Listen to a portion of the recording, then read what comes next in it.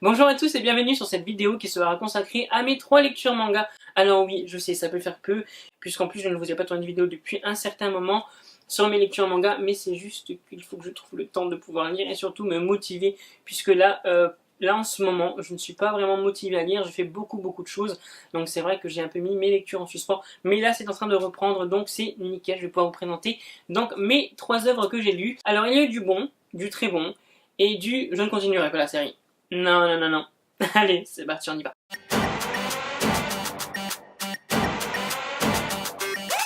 Donc pour le tout premier manga, c'était du bon. C'est une série que j'affectionne beaucoup et ce spin-off donc de la série que j'aime énormément me plaît aussi beaucoup, même si je trouve qu'elle est un peu en dessous. Donc pour mon avis personnel, hein, je vais vous parler donc de Red Ice Sword Akame ga Kill Zero, qui est donc le spin-off de Red Ice Sword. Encore une fois, il n'est pas dessiné par le même mangaka, mais cela très peu, j'allais dire à très peu d'importance. Il y en a quand même une, puisque c'est vrai que je trouve que les dessins dans la première série de Relay Sword est un peu mieux. Voilà. Je trouve peut-être un peu plus fourni, même si là, bon, ça dérange pas la lecture. Hein. Très clairement, on reconnaît les personnages. Je vous montre un peu d'ailleurs les images. Alors non, ce spin-off n'est pas bon à jeter, ce n'est pas ce que j'allais dire en début de la vidéo, mais c'est vrai que j'ai connu mieux comme tome. Dans ce tome-là, on continue donc sur la lancée du 3, c'est-à-dire qu'en fait, ils sont toujours en train de se battre contre les gardiens, donc les gardiens à qui ils accusent d'avoir volé le trésor de l'Empire et de ne pas avoir payé donc les taxes à l'Empire, sachant que les gardiens estiment ne pas devoir payer les taxes à l'Empire puisqu'ils ne demandent absolument rien à l'Empire. Donc on a le combat entre Akame et ses acolytes qui font partie de l'Empire et ses gardiens, donc les combats sont toujours vraiment sympas à suivre. Il y a toujours des morts, je pense que c'est la patte de Red Ice Sword. Mais voilà, j'ai pas accroché, j'ai vraiment eu du mal. Alors pas que je ne m'intéresse pas aux personnages de ce manga-là, mais c'est vrai que je suis un peu moins dans l'empathie qu'avec les personnages de la première série. Donc c'est pour ça que j'ai peut-être un peu plus de mal. Et là, sachant que je sais que finalement l'Empire n'est pas forcément gentil, donc j'ai du mal à me mettre dans le combat, et quand on perd une personne du côté d'Akame, je me dis que c'est peut-être bien fait pour l'Empire quelque part. Donc voilà, je suis un peu flou dans ma tête, puisque là, on sait très bien qu'Akame quelque part n'est pas dans le camp des gentils. Donc, essayer d'avoir de l'empathie. Après, c'est vrai que dans son camp, ils ne savent pas forcément qu'ils font partie du mauvais côté. Mais je sais pas, je suis vraiment moins dans l'empathie et je préfère les personnages de la première série. Bon. Après, voilà, encore une fois, c'est une bonne série. Euh, Takehiro fait vraiment du très bon travail, quoi qu'il arrive. Donc, je le recommande, mais c'est vrai que j'aurais plus tendance à me plonger dans la première série. Pour le second manga, c'était du très bon. Bien évidemment, je vous parle de Kingdom Hearts. Ça y est, il est ressorti donc en édition intégrale de la saison 1. Voilà, l'édition est vraiment magnifique. Merci Nobinobi de nous avoir fait une édition aussi sympa. Alors, oui, c'est Kingdom Hearts. Kingdom Hearts qui est normalement à la base un jeu vidéo. Moi, j'avais le tout premier sur PS2 quand il était sorti. Là, je sais qu'il a été remasterisé en PS4, qu'il va y en avoir d'ailleurs un nouveau. Donc, c'est génialissime. Donc, de quoi nous parle Kingdom Hearts? Concrètement, il nous parle de Sora, qui vit sur une île avec Kairi et Riku. Si j'arrive à vous retrouver peut-être... Voilà, donc ça, c'est l'île. Ah, je ne vous spoil pas, c'est la première page, je vous rassure. Et là, c'est à peu près donc Sora, Kairi et Riku. Donc ils vivent tous les trois seuls sur une île, c'est un peu bizarre, mais c'est comme ça. Et un jour, ils décident de partir à la recherche d'autres mondes pour voir justement ce qu'il y a en dehors de leur île, sachant que Kairi n'est pas natif de l'île, donc en fait ils savent très bien qu'il y a d'autres mondes. Sauf que le soir où ils décident de quitter l'île, enfin du moins la veille du jour où ils souhaitent quitter l'île, les deux amis de Sora disparaissent et il se fait attaquer par un énorme monstre. On apprendra plus tard qu'il s'appelle un sans-cœur. Alors là encore, je ne vous spoil rien, on le sait assez vite dans le livre. Il va s'allier à deux personnes. Donc je vous laisserai découvrir qui, même si en vous montrant la quatrième de couverture, je pense que je vous ai spoilé un peu. Et il va d'ailleurs battre les sans-cœurs. Hop. Ça, c'est un boss sans cœur par exemple. Et découvrir pourquoi les mondes disparaissent les uns après les autres, comme le sien, qui a disparu tout simplement, et savoir où est Kairi et Riku, donc retrouver ses amis. Ces deux acolytes d'ailleurs vont également avoir une mission de retrouver leur roi, puisque oui, il y a différents mondes, donc parfois il y a un roi. Ce que j'ai adoré dans ce manga, c'est qu'effectivement on traite de l'univers de Disney, mais pas forcément dans le bon côté de la chose, c'est-à-dire qu'en fait c'est beaucoup plus sombre que l'univers Disney que l'on connaît à l'heure actuelle. Hop. Une dernière image que je trouve vraiment sympa. Donc c'est un pavé, hein, faut pas se leurrer, c'est une édition intégrale. Il est vendu au prix de 10 ou 11 euros donc en magasin. Il a déjà d'ailleurs la deuxième saison qui est sortie. Alors il faut savoir que Kingdom Hearts pour moi est un énorme coup de cœur. J'aime tout dans cet univers, vraiment tout. Donc c'est assurément que je vais prendre le reste des mangas qui suivront et que je vous le recommande à 200%. Les dessins sont magnifiques, le scénario tient la route. Tout est bon dans ce manga. C'est tout construit en petits chapitres et à chaque chapitre on a des petites images. Alors c'est sans vous spoiler davantage que je vais vous recommander Kingdom Hearts qui est vraiment l'un des mangas et des jeux vidéo le plus magique, je ne saurais trop vous le conseiller tout simplement.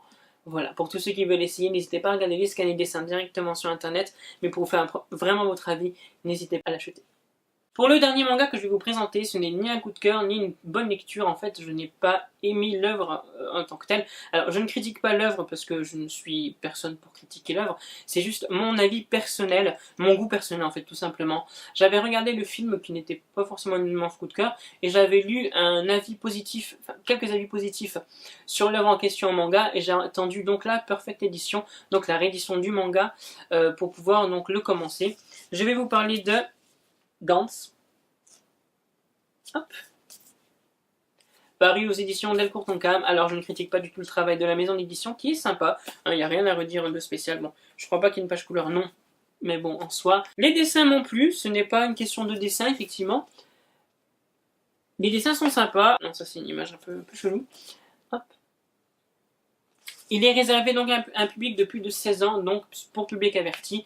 Ne laissez vraiment pas ce manga dans les mains donc des enfants, puisqu'effectivement il y a des scènes assez choquantes quand même parfois. Alors, de quoi nous parle Gantz avant de vous donner mon avis? Gantz nous parle donc de ce jeune homme qui va aider l'un de ses anciens amis, anciens collègues, une connaissance, à sortir un homme complètement saoul d'une rail de train avant qu'il ne se fasse écraser. Et malheureusement, ils arrivent à faire sortir cet homme des rails du train, mais eux se font écraser. Donc au lieu d'aller au paradis, en enfer, enfin, tout ce que vous voulez, ils atterrissent dans une pièce fermée où il y a au centre une grosse boule et d'autres personnes avec eux. Donc le but maintenant de leur vie, c'est tout simplement de tuer une personne que la boule va désigner. Et là, dans ces cas-là, c'était un garçon poireau. Donc je pense que c'est peut-être un extraterrestre, je ne sais pas. Mais c'est un garçon poireau. Donc ils avaient pour... alors je ne sais plus s'ils devaient juste le rechercher ou le tuer. Bref. Dans tous les cas, il devait s'allier donc avec ses autres collègues pour aller retrouver ce garçon poireau. Bon. En soi, moi je trouvais l'intrigue sympa, je trouvais vraiment l'histoire originale. Ce qui m'a un peu déçu, c'est déjà le personnage principal que je n'aime pas du tout. Je ne l'aime vraiment pas. Il a une façon de penser chiante, il a une façon de penser en plus je trouve assez... alors je dirais égoïste, oui, mais même méchante. Une petite mamie lui avait demandé son chemin, il l'a presque envoyé balader. Non, moi ce genre de personnes je les aime pas, et en plus en tant que héros je les aime pas du tout. Donc là pour Gantz ça m'a un peu déçu. Et c'est surtout aussi le dessin donc du personnage, parce que là sur la couverture je le trouvais sympa. Alors je vais vous montrer la différence qu'il y a entre l'un et l'autre. Peut-être qu'elle va pas être flagrante. Voilà. Ça c'est le personnage principal sur la couverture, qui paraît un peu badass. Ça, c'est le personnage principal après. On dirait qu'il a perdu 10 ans, donc je sais pas ce qui s'est passé. Bon, hein, pourquoi pas. Mais voilà, non, il est chiant à mourir, faut dire ce qu'il... Enfin, pour moi en tout cas, faut dire ce qu'il est. Je me suis pas du tout attaché au personnage, j'ai vraiment eu du mal à me mettre dans l'ambiance. À un moment, il y a une pauvre fille qui arrive, donc... Alors, chaque personne dans cette pièce sont mortes d'une façon, et cette pauvre fille est morte dans sa baignoire. Donc elle arrive complètement nue, et ils sont tous là.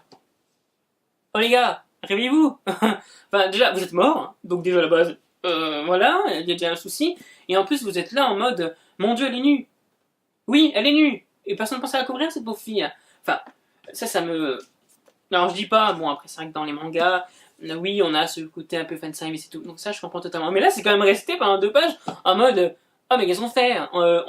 Qu'est-ce qu'on fait? On la sauve ou on fait autre chose avec elle? C'était vraiment... Enfin, je trouvais ça perturbant.